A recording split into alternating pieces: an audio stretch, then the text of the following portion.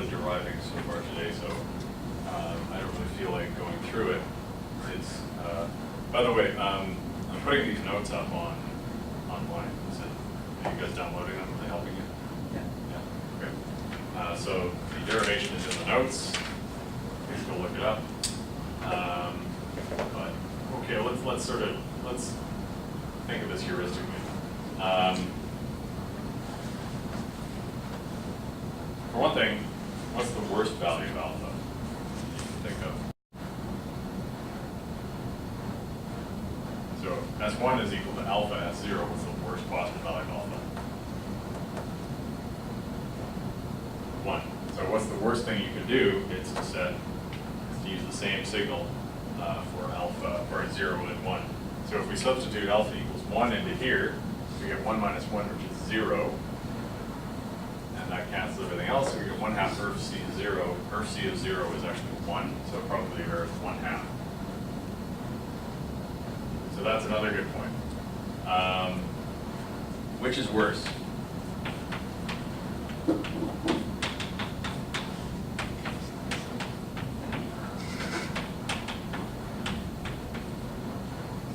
Which of those two is worse?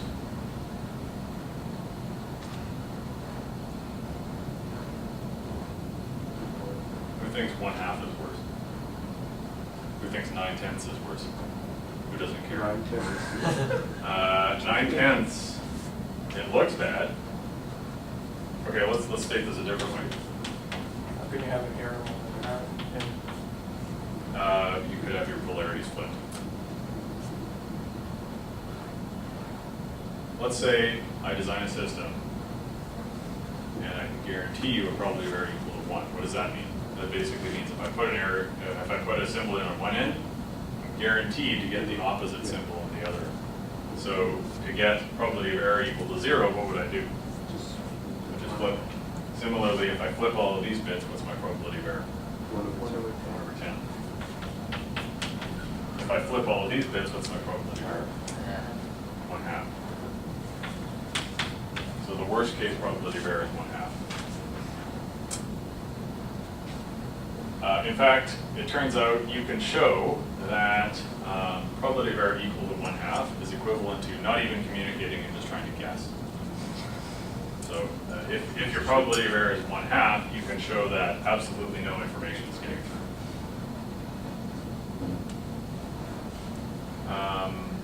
Okay, so coming back here, if alpha is 0, then all of that is 0, so 1/2 ERF C of 0 is 1/2, and that's the worst case scenario. So that's intuitive. What do you think might be the best value of alpha? Just off the top of your head. -1. It turns out that the maximizing value, best alpha, -1.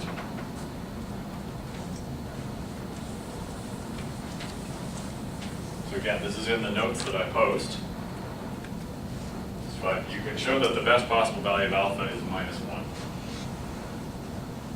What about 0? If we had 0,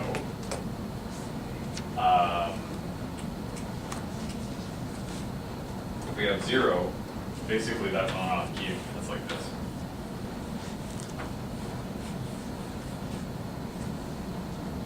Whereas -1, that's like this.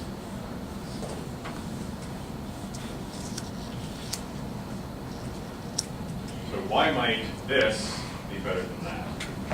Yes? Because your NB for the second signal is shifted more from the Gaussian to the negative, so there's more distance between.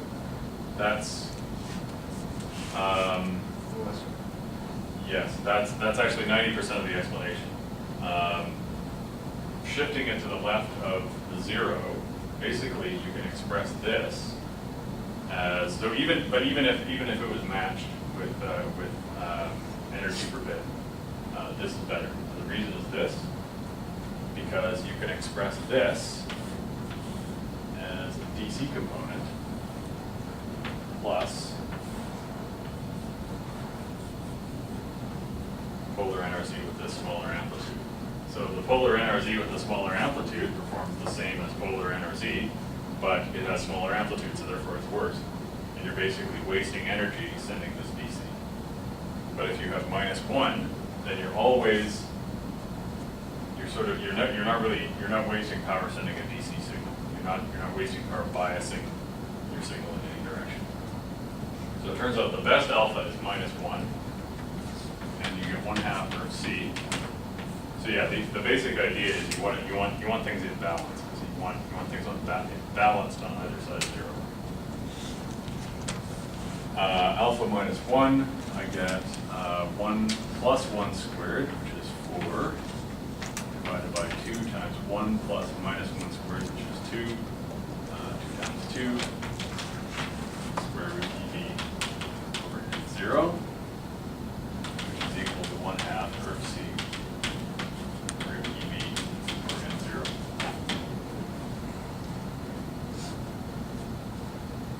So what is interesting about this expression? What is interesting about this expression is that S0 doesn't appear. So in other words, if I have any S0 with a certain energy per bit, that will do exactly the same way as any other S0 with that energy per bit, as long as S1 is equal to -S0, and everything else is off. So that's really interesting. In other words, it seems like, just from this perspective, just from the perspective of probability of error, it seems like your choice of S0 doesn't matter. And that's true. From the perspective of probability of error, it doesn't really matter. As long as, all that matters is that you get enough energy out there. Enough energy to get past the noise. Where specific designs of S0 do matter, so some of them have better bandwidth characteristics than others, some of them have better synchronization characteristics than others, and we'll deal with that a little bit in some of the rest of the course. Any questions on what we've done today? So I'll talk a little bit more about this on Thursday, but next week is the fall reading week, and your first class back from fall reading week will be the midterm. So I'll talk a little bit more about that on Thursday.